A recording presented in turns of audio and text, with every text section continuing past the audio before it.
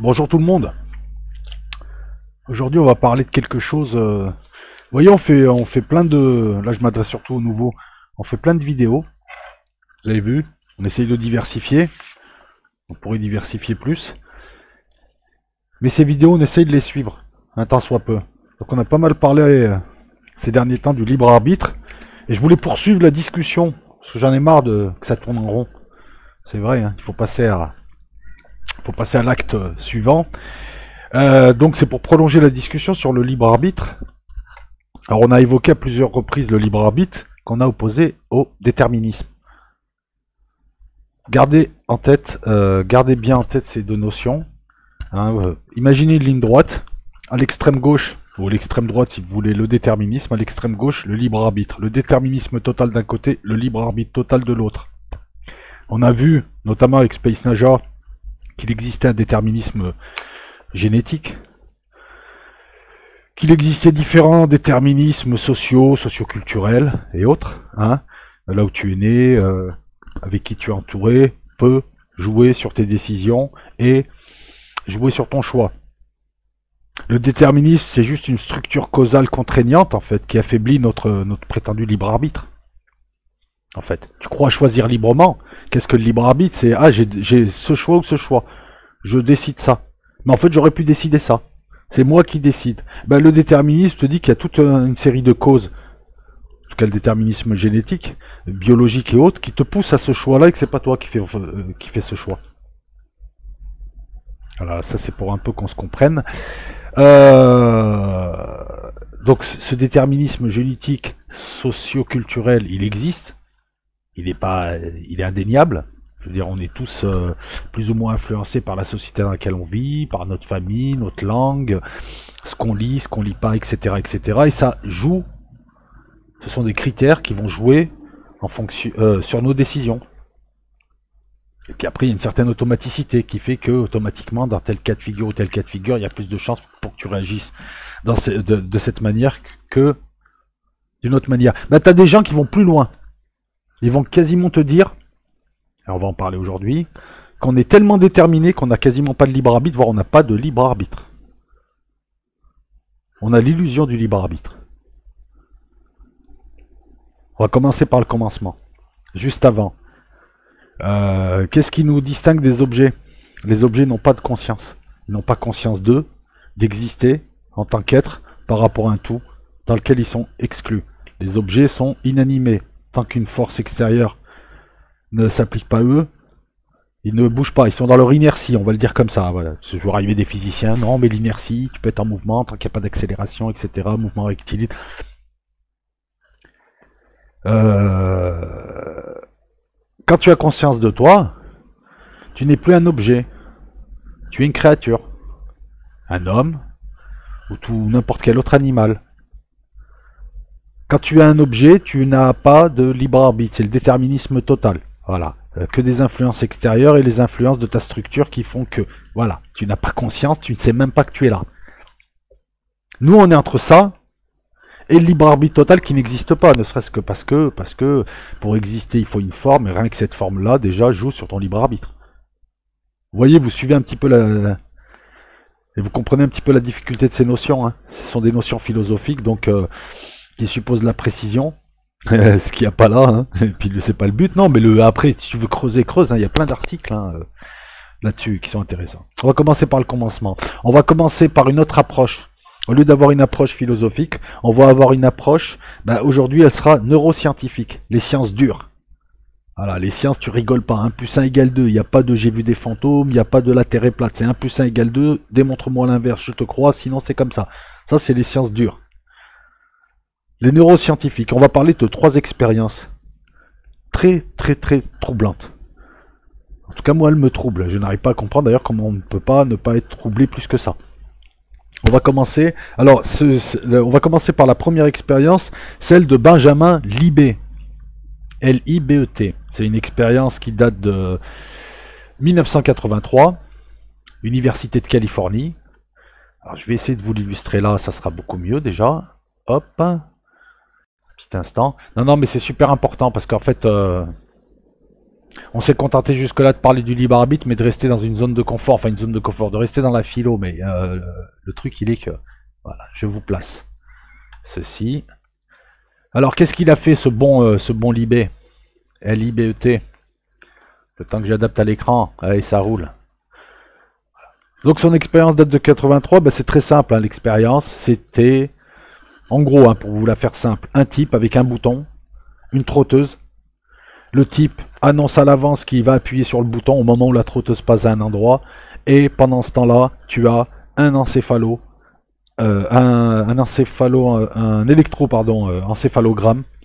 qui mesure l'activité électrique de certaines zones de son cerveau pour voir laquelle travaille. Vous allez me dire, mais elle est con cette expérience. Non, non, tu vas voir. Tu vas voir qu'elle est pas con. Pour te la faire rapide, on s'est aperçu que les zones dans le cortex frontal, puis pariétal, puis le cortex moteur, qui s'activaient pour permettre le mouvement du cliquetis, se faisaient avant qu'il décide lui-même.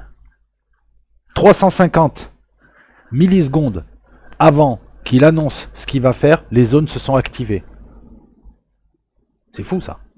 C'est-à-dire que sa décision consciente, avant de cliquer, eh ben en fait il y a quelque chose en amont qui prépare déjà le geste qu'il allait cliquer à ce moment-là. C'est fou quand même. 350 millisecondes avant la décision consciente du sujet, une activité neuronale préalable se produit. Le cortex frontal reçoit l'intention, ainsi de suite, cortex pariétal, cortex moteur, mais on peut savoir à l'avance ce qu'il va faire 300 secondes avant. Alors il s'agit d'un geste basique de cliquer au moment où il voit une trotteuse passer à un tel endroit. Allez voir l'expérience de Libé. On vous l'expliquera beaucoup mieux. Là, le but, c'est pas de vous l'expliquer. Hein, c'est comme pour les fans de Jung. Vous pouvez aller voir l'expérience. Le but, là, c'est d'en tirer un corollaire. C'est troublant. Le geste se prépare 350 millisecondes avant que le sujet le décide consciemment. L'expérience a été reproduite de nombreuses fois avec des résultats équivalents. Alors, c'est pas toujours du 100%. Il y a une prédictibilité qui est au-dessus du hasard. Donc si tu veux, dans de nombreux cas, on arrive à anticiper à l'avance, à savoir qu'il va cliquer avant même que lui décide de cliquer.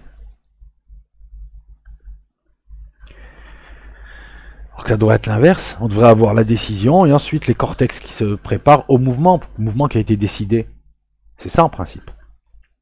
Donc là, voilà, chacune de nos décisions, en fait, conscientes, est le résultat d'un processus physique complètement déterminé par d'autres, processus physique antérieur. Par contre, on a du mal à obtenir un consensus sur l'interprétation de cette expérience.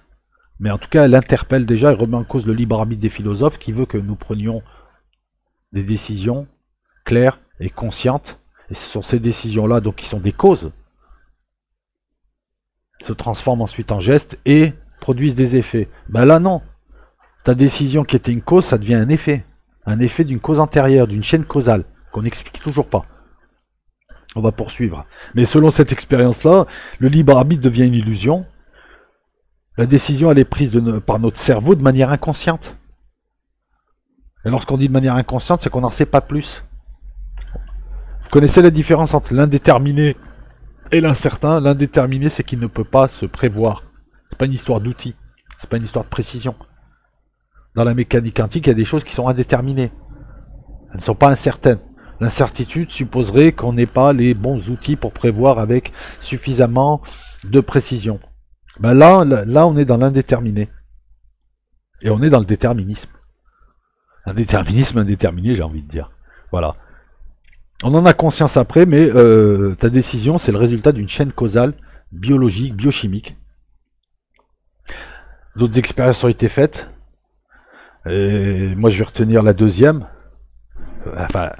je vais en retenir une, celle de Haynes, H-A-Y-N-E-S, pour ceux qui veulent aller voir. Hein. Elle a été faite en 2007. Et là, on s'est servi de l'imagerie fonctionnelle. Avec les progrès technologiques, on s'est servi d'un autre outil. On ne mesurait pas seulement l'activité électrique dans certaines zones du cerveau. Là, on va plus loin, on va les visualiser. Donc Haynes, qui est aussi un chercheur, a voulu reprendre l'expérience de Libé, mais il a rajouté un petit plus. C'est pas seulement lorsque je vois la trotteuse passer à tel moment, j'annonce que je vais appuyer et j'appuie ensuite, et il y a un petit temps de latence, le temps que le signal musculaire se fasse et aille à la main pour cliquer. Non, puisqu'on a vu de toute façon que le signal musculaire il se préparait avant. Là, cette fois, il y avait la possibilité de cliquer soit avec le bras droit, soit avec le bras gauche. Donc on a un petit peu compliqué le truc. Et on a découvert la même chose, voire pire. Certaines zones s'activaient même des secondes avant la prise de décision consciente. Là, c'est carrément, on a vu qu'on n'avait pas le choix, puisque à l'avance, on pouvait décider avant que tu te décides toi-même quel bras allait cliquer. Je vous la fais rapide, hein, allez voir l'expérience. Je vous l'explique rapidement. C'est fou quand même. Même Heinz a voulu tempérer l'expérience lui-même en disant qu'il s'agissait de décisions motrices, limite réflexes, et que lorsqu'on voyait les gens dans leur vie de tous les jours, on n'avait pas l'impression qu'ils étaient entièrement déterminés. Ils avaient une part de libre arbitre quant à leurs actes. C'est d'ailleurs sur cette base-là qu'on crée des responsabilités individuelles qui permettent de juger des gens et de décider si cette personne est responsable ou pas, etc. etc. Parce que si t'as pas de libre arbitre, ça veut dire que tout est excusé. Le tueur en série, le violeur, l'arnaqueur, le con, tout le monde est excusé parce que c'est pas de leur faute, c'est pas eux qui décident. Vous voyez l'enjeu aussi? L'enjeu sociétal? Même lui, il a du mal à y croire. Donc il utilisera l'imagerie fonctionnelle et puis bon... c'est fou quand même. Avant que tu décides de cliquer avec ton bras droit ou avec ton bras gauche, les zones sont déjà prêtes. Et on sait déjà à 80%, alors que je te dise pas de bêtises, là il me semble que l'imprédictibilité, j'ai du mal, est de 60%. Ah, c'est pas à tous les coups qu'on devine. Mais on devine à l'avance, avant même que tu aies décidé, on a deviné ce que tu allais faire. Bah, en fait, c'est comme si toi tu étais un avatar et que c'est pas toi qui penses, tu crois que tu penses, mais on pense déjà. On pense pour toi. J'anime quelqu'un. Je suis là, je joue aux Sims. Je clique pour le faire bouger. Il va se mettre à bouger. Et entre les deux, il pense qu'il a envie de bouger et il bouge. Voilà, je te la traduis comme ça, que tu comprennes bien. On peut le voir comme ça. Je crois là que je suis en train de te faire une vidéo, mais la décision n'a pas été prise par moi. Je suis une enveloppe vide. Je suis juste un calculateur ou le résultat d'un programme. Et en fait, c'est quelqu'un d'autre qui décide pour moi. Je ne suis qu'un avatar. Je n'ai pas de libre arbitre. Je suis un pantin, je suis une marionnette. La marionnette, le type bouge la main, la marionnette là, qui se croit consciente, elle croit qu'elle a voulu bouger la main. Mais ça s'est décidé avant, ce décalage. Ce décalage qui pourrait expliquer aussi pourquoi des fois on sent que quelque chose va arriver. En fait, on vit éternellement au passé. Notre futur est le passé de certains. Ils ont déjà décidé pour nous ce qu'on allait faire à l'avance. Je comprends pourquoi je te le dis souvent, je te le ressors souvent ça. Notre futur est leur passé.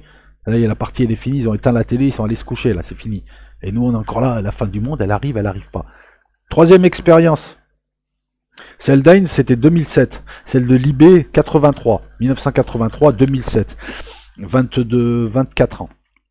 Là, on a attendu jusqu'à 2017 et Fried, F-R-I-E-D, un autre scientifique américain. L'expérience est beaucoup plus récente, elle date de 2017. Alors là, le sujet annonce quand il appuie sur la touche. On utilise l'IRM fonctionnel et on s'aperçoit à nouveau que l'activité se décide, se prépare 1,5 secondes avant que le sujet se décide consciemment. Et qu'on peut prévoir à 80% des cas avant le sujet lui-même sa décision, en observant la zone qui s'est préparée. 700 millisecondes avant. Entre 1,5 secondes et 700 millisecondes avant.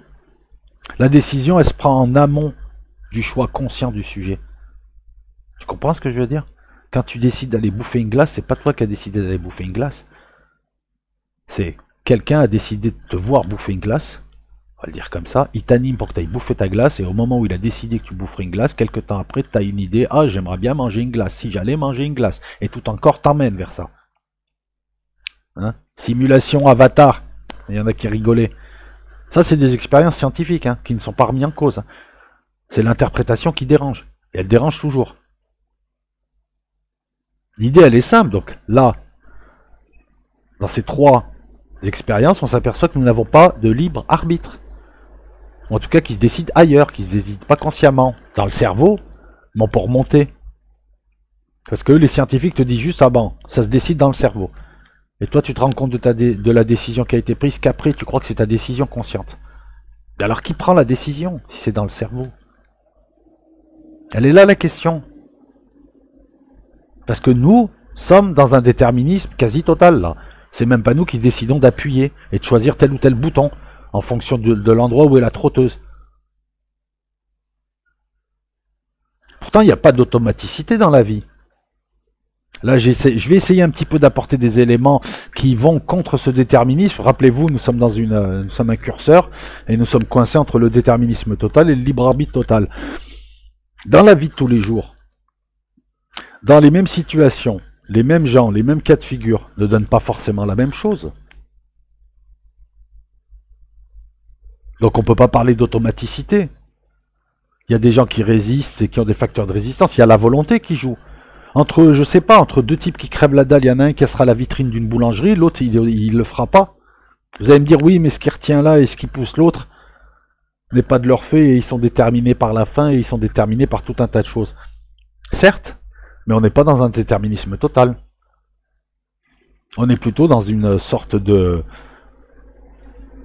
Je te prends l'image, hein, c'est une image. L'avatar, il est animé par un joueur, c'est ça l'animus. Le joueur décide de lui faire des trucs. Lui, il croit que c'est lui qui les fait. Il y a forcément un décalage. Donc ce qu'il fait a été décidé bien avant. Mais il n'empêche qu'il peut résister. On peut fortifier ces facteurs de résistance.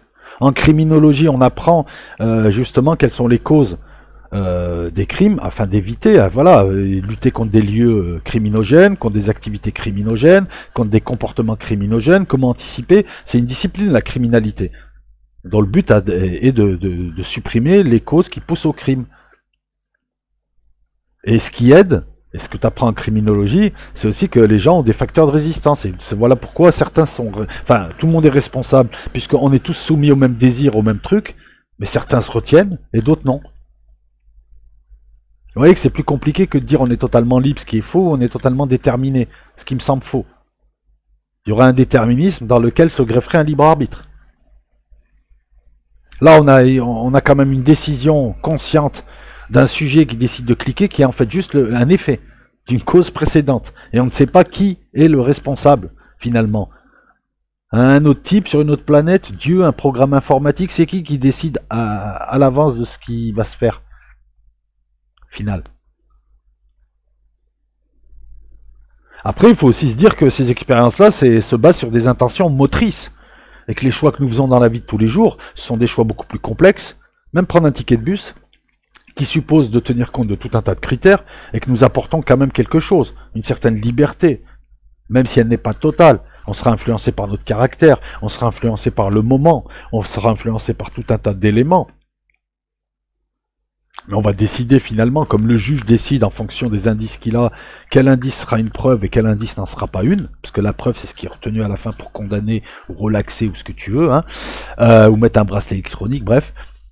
Là c'est un peu pareil. Pour les scientifiques en tout cas, le libre arbitre est une illusion qui lie nos actes à notre moi sur un plan mécanique. Voilà, c'est une chaîne causale. Avec des facteurs externes, à mon avis, qui peuvent la compliquer, cette causalité. Voilà. Ça, c'est ce que pensent les neuroscientifiques. Même si le choix conscient est lié à notre volonté. Mais est-ce que le choix conscient est une décision? Est-ce que la préparation de la motricité de notre bras est déjà une décision? Ça aussi. Qu'est-ce qui est décision? Une décision suppose une activité cérébrale. Est-ce qu'il y a une activité cérébrale voulue lorsque nos zones en amont, les cortex, les différents cortex, se préparent et enclenchent la manœuvre? Est-ce que ça, on peut parler d'activité cérébrale consciente? Est-ce que là, on fait des choix? Non. Est-ce que c'est une décision?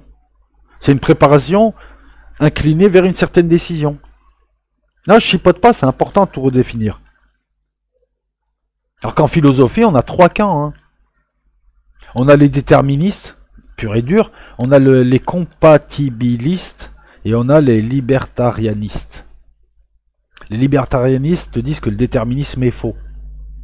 Bon, on voit très très vite que c'est pas vrai puisque le déterminisme génétique s'impose à nous, le déterminisme social pèse et il faut vraiment faire un effort pour quitter notre sillon, notre milieu, notre famille, notre entourage, pour aller voir autre chose. Très souvent on reste dans un sillon ou à la limite on va dans les sillons à côté si on peut, mais quitter le sillon pour aller vers d'autres sillons très loin suppose beaucoup d'énergie, hein, quitter sa trajectoire pour... voilà, c'est là où l'inertie, tout ça, tu sais, les forces. T'as un mouvement rectiligne, c'est ton sillon, c'est ta vie. Dans ton milieu, dans ta ville, dans ta famille, dans tout ça, dans tous les éléments que tu connais. Et il faut une énorme force, plus ta force d'inertie est grande, et plus il faut une force pour te faire bifurquer ta trajectoire et te faire prendre une autre orbitale, par exemple. J'essaie de te donner une image simple.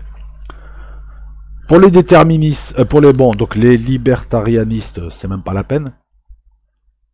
Ça, c'est le côté droit du curseur. Le côté gauche, extrême gauche, ce sont les déterministes qui pensent que tout ce que nous faisons, ce que nous pensons, tout est déterminé à l'avance par les perceptions, le stimuli et ce qu'en fait notre corps, notre cerveau.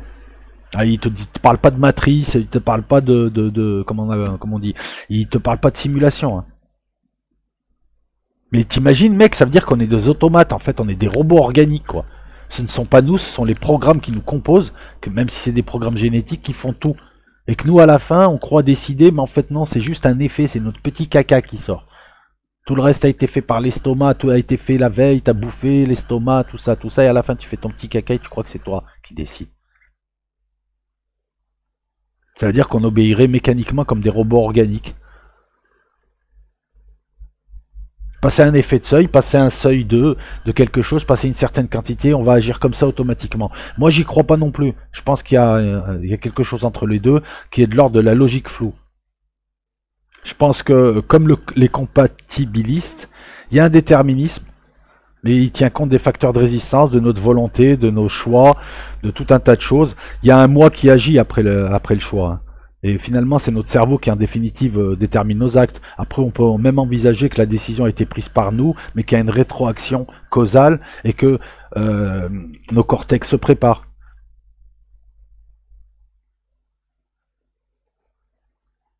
Ah, moi, je vous invite à aller voir Descartes, par exemple, qui a une vision propre à lui. La vision descartienne, c'est que le libre arbitre existe, car c'est l'action de notre volonté. Mais voilà, c'est soit tu es inanimé, tu ne peux rien faire contre ce qui va t'arriver, tout est prévu, programmé, et ce qui est à venir, soit ton corps est programmé pour, soit il y a quelque chose, peu importe, hein, on va rester au niveau du corps. Soit tu fais ce que tu veux, et tous tes choix viennent uniquement de toi, et que tu aurais pu prendre le choix opposé. Soit il y a un déterminisme dans un certain nombre de choses, mais tu peux l'atténuer par ton petit libre arbitre, ta faculté de résistance. Mais certains vont me dire, ouais, mais cette faculté de résistance, elle a été forgée par quoi? Par des choses que tu as choisies, donc quelque part, peut-être que c'est pas toi qui les choisis, et pourquoi un tel les choisit et pas d'autres? Ouais, mais si c'était pas nous qui les choisissons, on irait tous vers ces choses. Alors tu vois bien que les humains, en fait, voilà.